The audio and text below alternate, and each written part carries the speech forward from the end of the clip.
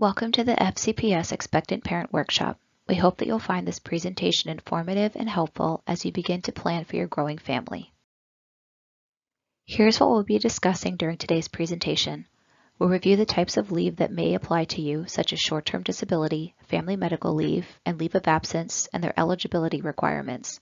We'll discuss any actions you must take or forms and documents that will be required in order to process your leave request and update your FCPS insurance benefits. Finally, we want to provide information on wellness-related programs and resources that are available to you. Let's get started by looking at a few key aspects of a childbirth-related leave. We'll discuss parental and adoption-related leaves in just a few minutes, or you can skip ahead to slide 11 to watch now. There are a few things to note right away. This presentation will cover the types of childcare leaves offered by FCPS, but please know that these examples are generalized. We know your situation is unique. Your disability and leaves representative will work with you to explain the options available to you and ensure you're prepared for your time away from work. The types of leave you may be eligible for depend on a few factors, such as your hire date, contract length, and accrued leave balances. If you are pregnant, you may be eligible for short-term disability, which is typically approved for 6 or 8 weeks starting the date that you give birth. You may be eligible for family medical leave, which is a 12-week or 60-workday entitlement. Short-term disability and family medical leave run concurrently. This means that if you are approved for short-term disability, you may also begin using your family medical leave entitlement. This chart shows how these programs may work together to provide parents time to spend with their child. Take a moment to see how each program can overlap depending on the point in time and type of approved leave. We mentioned the Family Medical Leave Act, or FMLA, earlier in the presentation. FMLA is a federal mandate that allows employees to take unpaid time off work for specified family and medical reasons that include the care of a newborn or adopted child. To be eligible for FMLA, an employee must have completed 1 full year of service and have worked at least 1,250 hours during the 12 months prior to the first day of leave. If eligible, you are entitled to a 12-week or 60 contracted workdays of leave. Remember, FMLA and short-term disability run concurrently, so if you were on short-term disability for the birth of a child, you would be entitled to the remaining days after your SUD claim ends. FMLA is unpaid, however you are able to use your accrued leave to receive pay during this time. To apply for FMLA, you must submit the request for a foreseeable family medical leave form, the HR 126, to the FCPS Disability and Leaves team. Your principal or program manager will need to sign the form as an acknowledgement of your request. While you are out on leave, you are responsible for entering your leave in My Time. You will need to use the leave code SIC-FMLA. Okay, now let's dive into the short-term disability program a little more. All benefits eligible or contracted employees are eligible for short-term disability the first of the month following 1 complete year of service. For example, if you were hired on August 11, 2023, you would be eligible for short-term disability on September 1, 2024. Short-term disability coverage is free for benefits-eligible employees. The short-term disability program is currently administered and managed by Sedgwick. It is for time off from work to recover from a medical condition. For the purposes of this presentation, the medical condition is pregnancy. Short-term disability can be approved for contracted workdays only.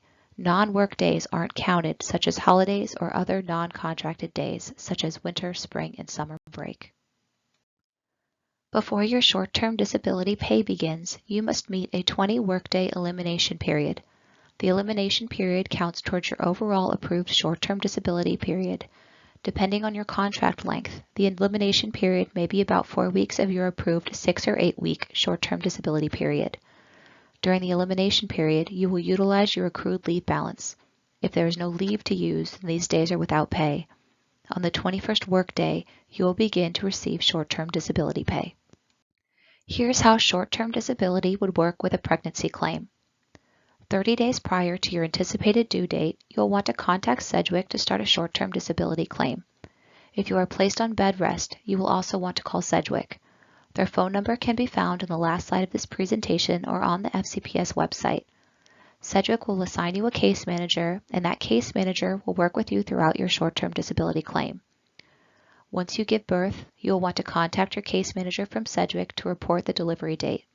A typical recovery period is 6 weeks for a vaginal delivery and 8 weeks for a C-section. Your 20-workday elimination period will begin on the date that you give birth. Remember, you will need to use accrued leave during this time. If you don't have leave, these days will be unpaid. After you've met the elimination period, you will have the option to choose your level of income replacement for the remaining days of your short-term disability period. You can choose to receive 90% of your pay. With this option, you will no longer be required to use your leave balances. The income replacement is paid for by FCPS. Or you can choose to receive 100% of pay by continuing to use 100% of your accrued leave balances. Please note, once your decision has been made, you cannot go back and change it. If you don't make an election, the level of income replacement will default to the 90% option. Similarly, here's an example for a child born on March 4th, 2024. I know we've discussed many different pieces of leave, and sometimes it's easier to see a visual that demonstrates how all these pieces fit together. Here's an example of how leave and pay might work for a baby born on November 1st, 2023. You can see how the elimination period, short-term disability, and family medical leave work together to provide 12 weeks of leave for those eligible. It might be helpful to pause the presentation here to review. If you are looking at parental or adoption-related leave, you can also apply for family medical leave. The same guidelines apply. To be eligible for FMLA, an employee must have completed 1 full year of service and have worked at least 1,250 hours during the 12 months prior to the first day of leave. FMLA is unpaid. However, you are able to use your accrued leave to receive pay during this time. If eligible, you are entitled to a 12-week or 60 contracted workdays of leave. You must take your leave within the first year of the baby's birth or adoption, and time off must be continuous, so you won't be allowed to take a day off here or there. To apply for FMLA, you must submit the Request for Foreseeable Family Medical Leave form through FCPS Staff Connect. In addition, you will also need to submit a copy of related supporting documentation, such as the proof of birth letter, birth certificate, or court decree of adoption. You will be able to attach these documents to your FMLA request. While you are out on leave, you are responsible for entering your leave in MyTime. You will need to use the leave code SICK FMLA. If you aren't eligible for short-term disability or family medical leave, you still have the option to take a leave of absence or an LOA. You would be placed on an unpaid leave of absence during the recovery period. Again, it would be 6 weeks for a vaginal birth or 8 weeks for a C-section. Your LOA can be extended beyond your recovery period. If you are a less than 12-month employee, you would be approved to the end of your contract, which would be June 30th. To apply for an LOA, you will need to contact the Disability Leaves team prior to your anticipated due date or medically prescribed bed rest. Again, the phone number can be found on the last slide of this presentation. They will advise you to complete the Request for an Unpaid Leave of Absence form, the HR 136, and provide supporting documentation for your request, such as the proof of birth letter or birth certificate. You will also want to have a conversation with your principal or program manager so they are aware of your intentions. Your principal program manager will need to sign the HR 136 as acknowledgement of your request, so it might be a good idea to have the form ready. Your completed form and supporting documentation must be submitted to the Disability and Leaves team. Instructions for submission can be found on the form. If you'd like to take additional time off after your family medical leave ends, you can apply for an unpaid leave of absence. If you are a 12-month employee, you would be approved for additional time up to 1 year from your FMLA start date. If you're less than 12-month employee, you would be approved to the end of your contract, which would be June 30th. To apply for an LOA, you will need to complete the Request for an Unpaid Leave of Absence form, HR 136, and submit it to the Disability and Leaves team. Remember, there is no use of accrued leave after your FMLA is ended. All leave time requested after FMLA will be unpaid. Here are a few important reminders as we wrap up the leave portion of this presentation. Short-term disability and family medical leave run concurrently. If you are approved for short-term disability for giving birth, your family medical leave would start on the same day. Short-term disability is only approved during contracted work periods. Short-term disability and family medical leave do not include holidays and non-contracted periods like summer, winter, or spring break. There are no extensions of leave because of inclement weather like snow days. You must remember to submit the appropriate paperwork by its deadline. Nothing is automatic. Childcare leave is continuous. You won't be able to take breaks in your leave. Once you return to work, your leave is over. We know that we just presented a bunch of information, so let's do a quick recap. Here are the actions you should take before the baby is born. 30 days prior to your due date, you need to contact Sedgwick to start a short-term disability claim. Remember, you only need to start a short-term disability claim if you're pregnant. It's always a good idea to plan ahead, so we recommend that you download all forms that you might need during this time. If you're planning to request family medical leave, you want to submit your FMLA request via FCPS Staff Connect 30 days prior to your estimated due date. If you are planning to take additional time after the 12 weeks of family medical leave, then you will also want to download the HR 136 form. If you plan to make any changes to your medical and dental insurance, such as adding your child to your FCPS benefits, you will also want to download the HR 124 form. You may also want to consider enrolling in Dependent Daycare Flexible Spending Account or updating your Healthcare Flexible Spending Account contributions. Both of those updates can be done using the HR 135 form. If you or your spouse are both benefits eligible FCPS employees, you can apply for a two-employee spouse discount by using the HR 134. Again, all forms can be found on the FCPS website. Go to fcps.edu, search the keywords benefit forms, or look below the video on the screen for your links. We encourage you to keep an open line of communication with your principal or program manager as you prepare to take leave. Planning ahead helps the entire leave process run smoothly from start to finish. If you have any questions, please contact the Disability and Leaves team. Now here's what you'll need to do after the baby is born. If you are pregnant and started a short-term disability claim, you will need to contact your claim representative at Sedgwick. They will need to know the date that you gave birth in order to update your claim and appropriately notify the Disability and Leaves team. You will need to log into MyTime and begin to enter your leave. Use the leave code SICK-FMLA. At this time, you can submit your completed HR 136 form to the Disability and Leaves team. If you are making updates to your FCPS benefits, you will also want to submit any benefits forms at this time. Benefits forms and supporting documentation should be sent to the Office of Benefit Services. It is important to note that you may qualify as a person with a disability and request reasonable accommodations upon your return to work. In conjunction with Section 4207 of the Patient Protection and Affordable Care Act, also known as the Healthcare Reform, FCPS is committed to providing returning mothers with time for lactation breaks in a supportive environment during the workday for the first year of the child's life. If you have any questions, please contact the Employee Wellness Team through FCPS Staff Connect. If you are covered under one of the FCPS medical plans, you have prenatal resources available to you. Take advantage of what your plan has to offer. This next section is about adding your child to your FCPS medical and dental benefits. It's important that you remember that your child is not automatically covered by your FCPS health benefits at birth. You must submit the completed medical and dental enrollment and change form, the HR 124, to the Office of Benefit Services within 30 calendar days of your child's birth. Additionally, you must also submit required supporting documentation, such as a copy of the proof of birth letter, birth certificate, or adoption decree. If you would like to enroll or make changes to a flexible spending account, you can submit a copy of the HR 135 form.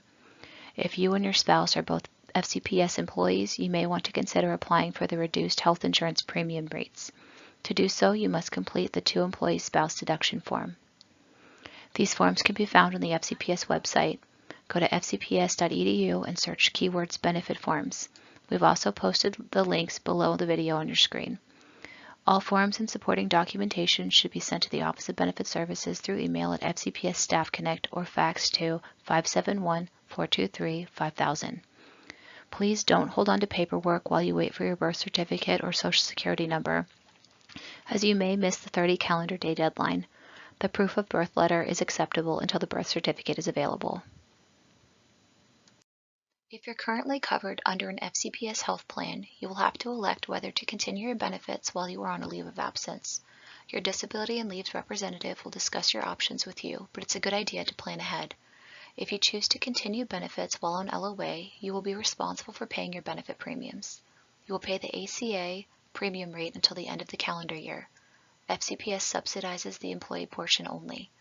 If you extend your LOA into a second calendar year, you will transition to full premium rate. You'll receive a benefits notice with your leave of absence approval letter showing you the cost of maintaining your current benefits and providing instruction on how to continue or cancel them. You can view the LOA premium rates on the next slide. Remember, you must take action to continue benefits while on an unpaid LOA. Please review your materials carefully to ensure appropriate management of your benefits while on LOA. Here's the LOA premiums chart. You can see what the premium rate would be if you were an STD FMLA covered under ACA or responsible for the full premium amount.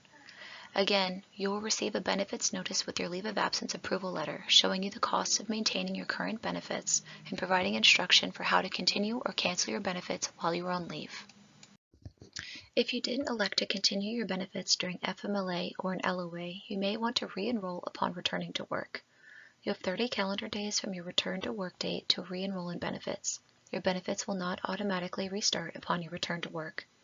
If you are planning to re-enroll in your benefits, you will need to submit the completed HR 124 form to the Office of Benefit Services. Additionally, you must also submit required supporting documentation such as a copy of the proof of birth letter, birth certificate, or adoption decree. If you would like to enroll or make changes to a flexible spending account, you can submit a copy of the HR 135. If you and your spouse are both FCPS employees and planning to apply for the two-employee spouse deduction, you must submit the HR 134 as well. All forms and supporting documentation should be sent to the Office of Benefit Services.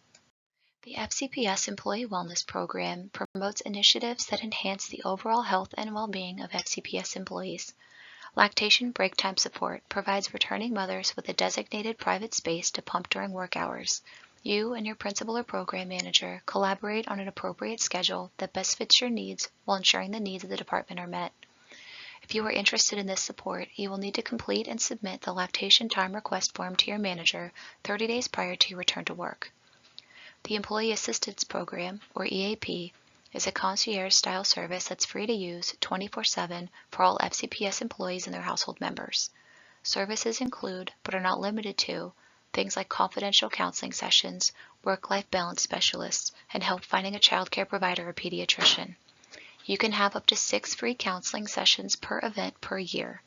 Use the guidance resources contact information on screen to check out what the EAP can do for you.